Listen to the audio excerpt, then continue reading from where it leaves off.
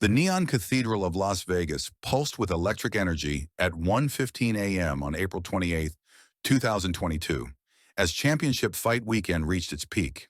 High rollers and VIP guests streamed out of the Sovereign Palace Casino's exclusive penthouse suites. Their evening's gambling concluded, but their financial transactions far from over. Security guards in crisp black uniforms flanked wealthy clients, carrying sealed deposit bags that contained more money than most people would see in their lifetimes.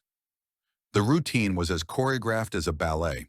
When ultra-wealthy casino guests needed to move substantial amounts of cash, whether winnings, buy-ins for private games, or funds being transferred to offshore accounts, the casino provided discreet transportation services that prioritized security and absolute privacy.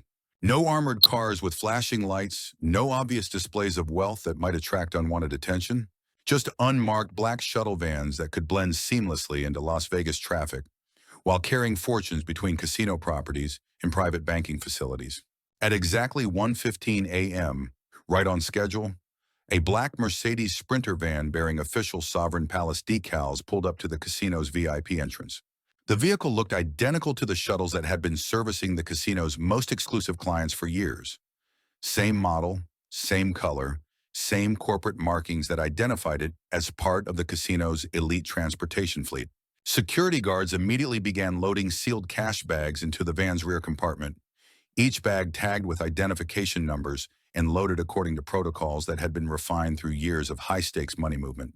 The bags represented the consolidated winnings, transaction fees, and private gaming proceeds from the biggest fight weekend of the year, exactly $29.4 million in untraceable cash that needed to be transported to secure banking facilities before dawn. The van's driver, wearing the standard uniform of casino transportation staff, nodded professionally as guards completed their loading procedures.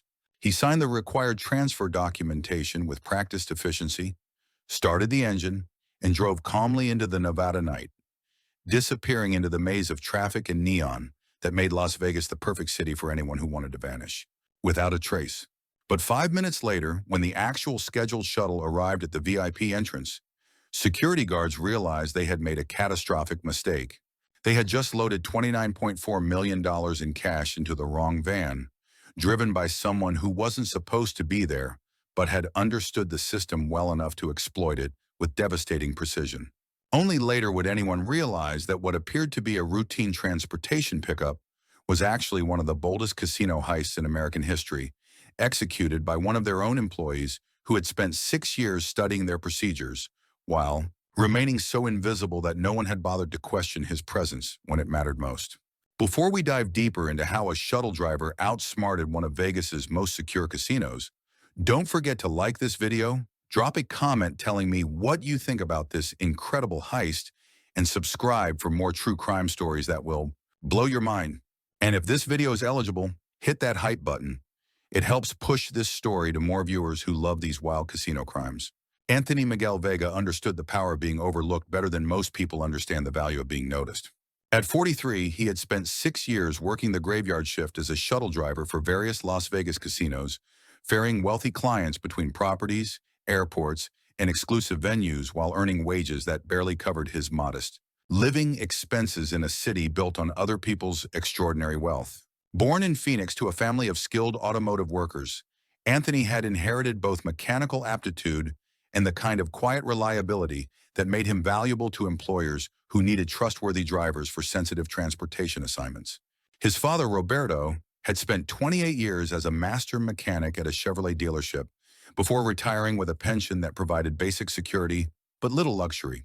His mother, Carmen, worked as a dispatcher for a local taxi company, coordinating drivers and managing the complex logistics that kept ground transportation flowing through Arizona's capital. Anthony excelled in automotive technology during high school, showing particular talent for understanding complex vehicle systems and transportation logistics that his teachers believed could lead to a career in automotive engineering or fleet management. He earned certifications in several technical specialties and was accepted to community college programs where he could study automotive technology while working part-time to cover his expenses. But family financial crises intervened before Anthony could pursue advanced education. When Roberto was diagnosed with diabetes that required expensive medical treatment, Not fully covered by his retirement insurance, Anthony made the difficult decision to enter the workforce full-time to help support his parents during their medical and financial emergency. Las Vegas in the mid-2000s offered opportunities for drivers with Anthony's skills and reliability, particularly in the luxury transportation sector that served the casino industry's need for discreet, professional service. The Sovereign Palace Casino hired Anthony as a shuttle driver after he demonstrated exceptional knowledge of Las Vegas geography, professional demeanor with wealthy clients, and the kind of absolute discretion that high roller transportation required. Anthony was exactly what we were looking for, recalled Maria Santos, who served as the Sovereign Palace's transportation supervisor during Anthony's early years. He understood that our clients valued privacy above everything else. He could drive them anywhere in the city while maintaining complete confidentiality about their activities, destinations, and conversations. He was absolutely reliable, never late, never caused problems, never made our clients uncomfortable. For 6 years, Anthony Vega was the perfect employee. He arrived early for every shift, maintained detailed logs that exceeded the casino's documentation standards, and handled the most sensitive transportation assignments with discretion that made him indispensable for serving clients who included foreign dignitaries, entertainment celebrities, and business executives whose activities could influence international markets. But beneath the professional competence and reliable service, Anthony harbored growing frustration about the enormous disparity between the wealth he transported daily and his own increasingly precarious financial situation. Every night, he drove clients who tipped him more than his daily wages while discussing business deals worth more than he would earn in his entire lifetime. The psychological burden of serving people who possessed unlimited resources while struggling to cover his own rent, car payments, and his parents' mounting medical expenses created a slow-burning resentment that Anthony carefully concealed behind his professional demeanor. He lived in a rental house in Henderson that required constant repairs he couldn't afford, drove a personal vehicle that was older than many of his passengers' children, and existed on a budget so tight that restaurant meals were luxuries he could rarely justify. Working as a shuttle driver for the Sovereign Palace provided Anthony with unprecedented access to the hidden logistics that move vast amounts of money through Las Vegas's luxury casino ecosystem. His 6 years of service had given him detailed knowledge of transportation schedules, security procedures, and the patterns of behavior that governed how ultra-wealthy clients conducted their most sensitive financial activities. The casino's VIP transportation system was designed around the principle of absolute discretion combined with maximum security. Unlike traditional armored car services that advertise their protective capabilities through obvious displays of force, the Sovereign Palace used unmarked vehicles and routine procedures that made enormous cash transfers appear to be nothing more than ordinary guest transportation. High-roller clients routinely moved millions of dollars in cash between different casino properties, private banking facilities, and offshore account management services that operated in the gray areas between legal gambling and international finance.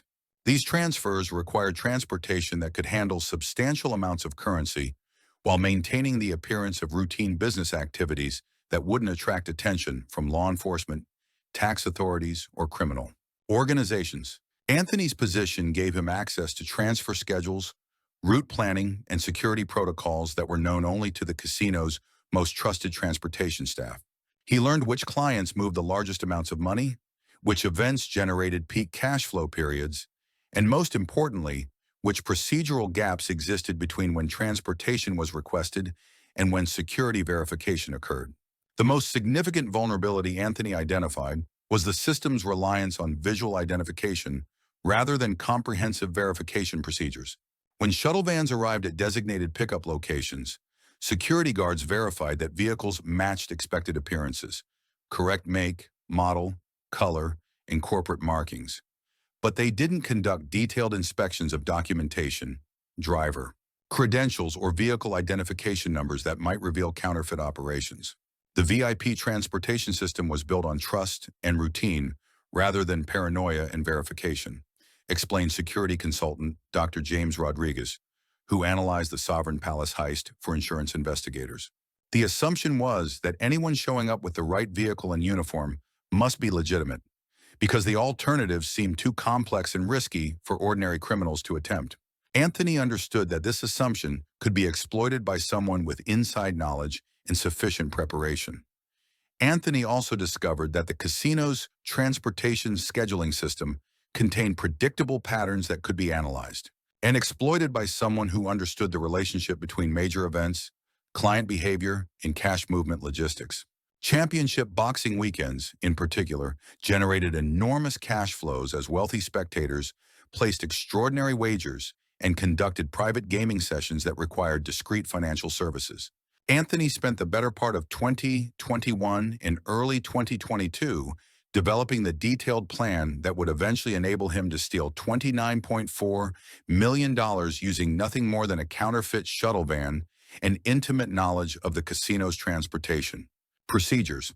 Unlike impulsive criminals who rely on opportunity and luck, Anthony approached his theft with the methodical precision that had made him a valued employee, analyzing every variable and calculating every risk until he achieved what he believed was near certain probability of success. The first challenge involved acquiring a vehicle that could pass casual inspection as a legitimate Sovereign Palace shuttle. Anthony needed a van that matched the casino's fleet specifications exactly, same make, model, year, and color as the vehicles he drove professionally. More importantly, he needed to modify the vehicle with corporate decals, identification numbers, and interior configurations that would convince security personnel they were dealing with authorized transportation. Anthony solved this problem by purchasing a used Mercedes Sprinter van from a vehicle salvage auction in Phoenix, paying cash to avoid creating obvious financial records that might later connect him to the crime. The van had sustained minor damage in a traffic accident, but was mechanically sound and matched the specifications of the Sovereign Palace fleet perfectly. The modification process required months of careful work that Anthony conducted in a rented garage facility outside Henderson. Using high-resolution photographs taken during his legitimate duties, he created precise reproductions of the corporate decals, interior configurations, and identification markings that would make his counterfeit van indistinguishable from legitimate casino shuttles during routine inspections. The most challenging aspect of Anthony's preparation involved obtaining authentic-appearing documentation and credentials that would satisfy security protocols without triggering enhanced verification procedures. Through contacts in Las Vegas's service industry community, Anthony arranged for counterfeit identification badges and transfer documents that replicated the casino's standard formats and security features. Anthony also began studying the specific scheduling patterns that governed VIP cash transfers, learning which events generated the largest amounts of currency movement and which timing windows offered optimal opportunities for interception. His analysis revealed that championship boxing weekends created perfect conditions for his planned theft. Maximum cash volumes, compressed time schedules, and security procedures focused on efficiency rather than verification. Anthony's plan required precise timing that could only be achieved through extensive rehearsal and preparation. He spent months conducting what amounted to intelligence-gathering operations, observing legitimate shuttle operations while appearing to perform his normal duties, learning exactly how security protocols worked and where vulnerabilities could be exploited. The key insight was understanding the relationship between scheduling systems and verification procedures. When VIP clients requested transportation, the casino's dispatch system would assign specific vehicles and drivers to specific pickup times and locations. But the security guards who loaded cash into shuttles were different personnel who worked from general descriptions rather than detailed manifests that might reveal discrepancies. Anthony realized that if he could position his counterfeit shuttle at the correct location a few minutes before the legitimate transport was scheduled to arrive, security guards would assume he was the assigned driver and would load cash without conducting verification procedures that might expose his deception. Testing this theory required careful experimentation that could appear completely legitimate while providing crucial intelligence about security procedures. Anthony began volunteering for additional assignments that allowed him to observe cash loading procedures from different perspectives, gradually building comprehensive knowledge of how guards verified vehicles and drivers during high-value transfers. The breakthrough came when Anthony observed that security personnel were trained to prioritize efficiency and client service over detailed verification during routine operations. Guards wanted to complete cash transfers quickly to minimize exposure time and avoid creating delays that might inconvenience VIP clients. This emphasis on speed created opportunities for someone who appeared legitimate and professional to avoid detailed scrutiny. Anthony also identified the optimal vehicle storage and preparation locations that would allow him to position his counterfeit shuttle without attracting attention from casino security or law enforcement patrols. He rented storage facilities in different areas around Las Vegas, creating multiple options for concealing and preparing his equipment while maintaining plausible explanations for his activities. April 28, 2022. The perfect execution. Championship Fight Weekend in Las Vegas created exactly the conditions Anthony had been waiting for since he began planning his theft 18 months earlier. The event attracted ultra-wealthy spectators from around the world, generating the kind of extraordinary cash flows that made the Sovereign Palace's VIP transportation system work overtime to accommodate client needs for discreet financial services. Anthony had requested the weekend off from his legitimate duties, explaining to supervisors that he needed time to handle family medical emergencies in Phoenix, a request that was readily approved given his reputation for reliability and his minimal use of vacation time during his 6-year employment. The absence provided perfect cover for his criminal activities while ensuring that he wouldn't be missed during the critical time window when his theft would occur. The specific target Anthony had selected represented the culmination of months of careful observation and analysis. A group of international high rollers had been conducting private gaming sessions throughout the fight weekend, accumulating enormous amounts of cash that needed to be transferred to offshore banking facilities before Monday morning banking hours. The transfer was scheduled for 1:15 a.m. on Sunday, when minimal traffic and reduced security presence would provide optimal conditions for discreet transportation. Anthony's preparation had been meticulous.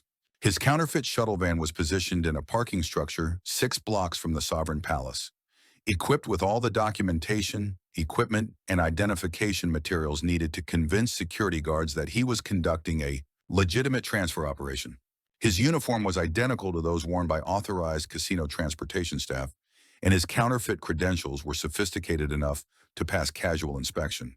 At exactly 1:10 a.m., Anthony drove his counterfeit shuttle to the Sovereign Palace's VIP entrance, arriving 5 minutes before the legitimate transportation was scheduled to appear.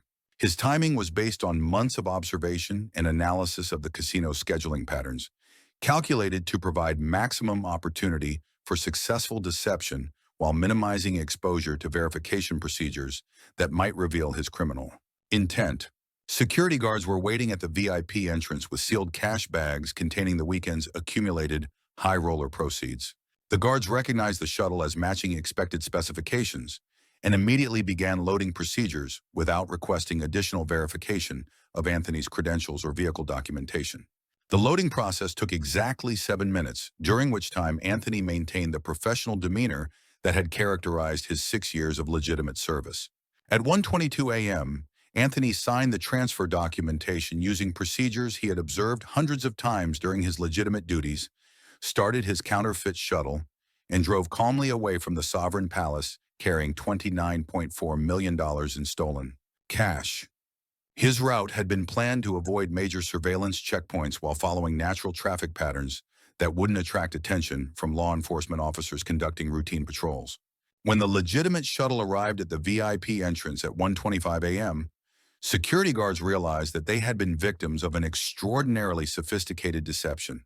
The cash they thought they had loaded into authorized transportation was already disappearing into the Nevada desert, carried by someone who understood their procedures well enough to defeat them through patience, planning, and professional execution. Anthony's escape plan demonstrated the same methodical precision that had characterized his theft execution, relying on preparation and misdirection rather than speed or violence to evade capture. Within 30 minutes of leaving the Sovereign Palace, he had reached a pre-positioned storage facility where he conducted the crucial transition from criminal to fugitive that would determine whether his theft would be successful or merely the prelude to his arrest. The storage facility contained a second vehicle, a nondescript sedan that Anthony had purchased months earlier using cash and documentation that couldn't be traced to his legitimate identity. The transfer of stolen money from the counterfeit shuttle to his escape vehicle took less than 10 minutes, conducted in a location that was chosen to avoid surveillance while providing quick access to interstate highways that could carry him beyond Nevada's borders before his crime was discovered. Anthony had prepared multiple contingency routes based on different scenarios for how quickly his theft might be detected and investigated. His primary escape plan involved driving to Arizona, where he could blend into communities he knew from his childhood, while arranging for more permanent relocation to destinations where $29.4 million could provide comfortable anonymity for decades. The counterfeit shuttle van was abandoned in an industrial warehouse district, wiped clean of fingerprints and containing no evidence that could provide immediate leads about Anthony's identity or destination. The vehicle's counterfeit markings and documentation were designed to confuse investigators and delay the identification process that might lead to his capture. Most importantly, Anthony had spent months preparing his legitimate life for permanent abandonment. His rental house in Henderson had been systematically emptied of personal belongings, important documents, and anything that might have sentimental value or practical value for someone starting a new life elsewhere. Neighbors later reported that Anthony had mentioned moving to care for sick relatives, but his explanations had been vague enough to avoid creating specific information that investigators could verify or trace. Bank records showed that Anthony had closed his checking and savings accounts during the days immediately preceding the theft, withdrawing modest balances in cash to avoid leaving electronic trails that might help investigators track his movements. His credit cards had been paid off and canceled. His cell phone service had been discontinued, and his employment had been concluded through a resignation letter that cited family medical emergencies requiring his immediate departure from Las Vegas. The Federal Bureau of Investigation assumed jurisdiction over the Sovereign Palace theft within hours of its discovery, recognizing both the scale of the crime and its potential implications for VIP transportation security throughout the Las Vegas casino industry. Special Agent Rebecca Martinez assembled a task force that included specialists in financial crimes, transportation security, and employee theft, experts who understood they were dealing with one of the most sophisticated inside jobs in American casino history. The investigation immediately confronted unique challenges created by Anthony's intimate knowledge of casino procedures and his careful preparation for permanent disappearance. Unlike external criminals who might leave obvious evidence of forced entry or violence, Anthony had exploited legitimate procedures and insider access in ways that made traditional investigative techniques less effective. Anthony Vega represents the perfect insider threat, Agent Martinez explained. He had detailed knowledge of our target's security procedures, 6 years of trusted access to sensitive operations, and the patience to plan his crime with professional-level sophistication. He understood that the most effective way to steal millions of dollars wasn't to break into a casino. It was to convince the casino to give him the money voluntarily. 2 years after Anthony Vega vanished with $29.4 million in stolen casino cash, he remains one of the FBI's most wanted transportation criminals despite extensive international cooperation and advanced surveillance technology. The case has become a legend in law enforcement circles as an example of how trusted employees can exploit institutional vulnerabilities through patience, planning, and professional-level execution.